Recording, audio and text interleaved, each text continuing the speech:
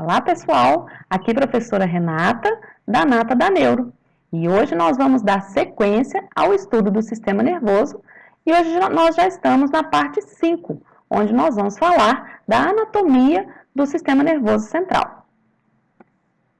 Então, a gente tem a divisão anatômica do sistema nervoso central, que lá na primeira parte eu já tinha dado uma prévia, para vocês, e hoje aqui nós vamos destrinchar um pouquinho as estruturas, tá? Então, o sistema nervoso central, ele vai ser dividido em encéfalo e medula, sendo que o encéfalo vai ser dividido em cérebro e cerebelo, E tronco encefálico. A medula, ela não vai ter essa divisão. É claro que quando a gente for estudar, mais aprofundado lá a parte da medula, nós vamos ver que ela vai ter ali um tanto de estruturas com importantes funções.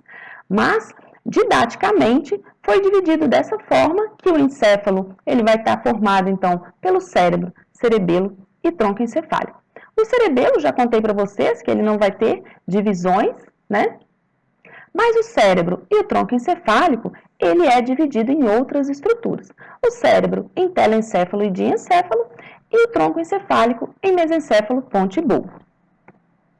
Então aqui, quando a gente avalia essas estruturas em determinados cortes, a gente vê que a gente consegue perceber a presença aí de estruturas complexas, dependendo do corte que a gente faz. Quando a gente fala de corte, vocês devem lembrar lá do comecinho do estudo da anatomia, onde a gente tem os planos de delimitação do corpo, posição de descrição anatômica e os planos de corte, onde nós vamos estar cortando as estruturas para que a gente consiga, então, observá-la, em diferentes posições, para a gente conseguir identificar essas estruturas lá onde ela vive normalmente no ser humano, Aqui, então, nessa figura, a gente tem o corte que a gente chama de sagital.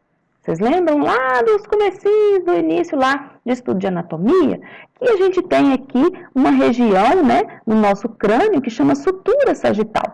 Então, todo corte que a gente faz aqui nessa região, então, seguindo esse plano, vai ser um corte sagital. Se a gente fizer exatamente no meio, na linha mediana, nós vamos ter um corte sagital mediano. E aqui nesse corte sagital mediano, a gente consegue visualizar esse sistema nervoso central dentro dos ossos, Os ossos do esqueleto axial que eu tinha comentado com vocês. Aquele esqueleto que tem menos movimentação, formado pelo crânio e pela coluna vertebral, tá? Então, aqui, o crânio que a gente está vendo, ele vai estar abrigando, então, o encéfalo, que vai ser formado pelo cérebro, pelo cerebelo e pelo tronco encefálico, tá? E a coluna vertebral, ela vai estar abrigando a medula espinal, ok? Aqui nós vamos ter, então, um corte que a gente vai chamar de coronal, que é aquele corte que a gente dá nome de coronal, porque é exatamente feito aqui nessa região que tem uma sutura, que a gente dá o nome de sutura coronal.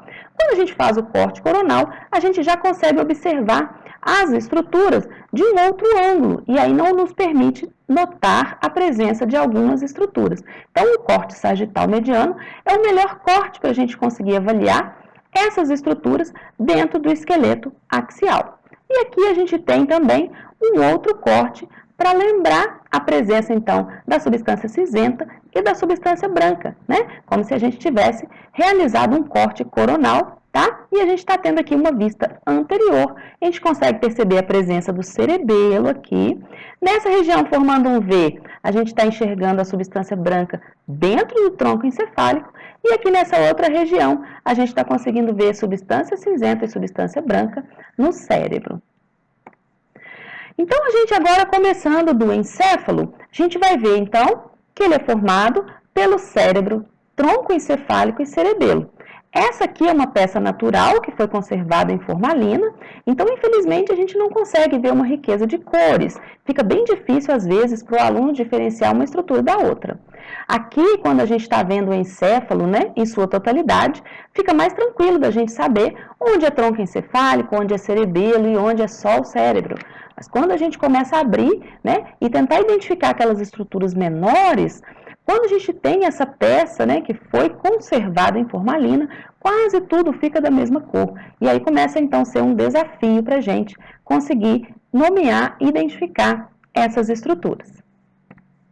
Então, gente, para esse começo, né, para a gente poder identificar com mais facilidade, eu trouxe uma figura e onde a gente tem coloridinho cada partezinha que vai compor. Agora nós vamos falar de encéfalo, o encéfalo formado por cérebro, cerebelo, tronco encefálico, e aí de acordo com as cores aqui nesse corte sagital mediano, a gente consegue ver lá o cérebro formado pelo telencéfalo e diencéfalo, então de vermelhinho aqui, telencéfalo, e de verdinho, o diencéfalo. Quando a gente pega o cerebelo, aqui embaixo, por exemplo, ele está aqui marronzinho, a presença do cerebelo. E quando a gente fala, então, da conformação do tronco encefálico, a gente tem aqui a presença mais superior do mesencéfalo. No meiozinho dele nós temos a região chamada de ponte e no finalzinho aqui de azul, a região chamada de bulbo. Aqui não está representado em nenhuma cor, né? É porque aqui, então, o bulbo se termina e logo depois o tecido nervoso recebe o nome de medula espinal. Falando em medula espinal, nós temos então aqui em um modelo para a gente ver como que ela percorre dentro da coluna vertebral. Aqui a medula então também em um esquema como se ela tivesse sido toda retirada de dentro das vértebras da coluna vertebral, né?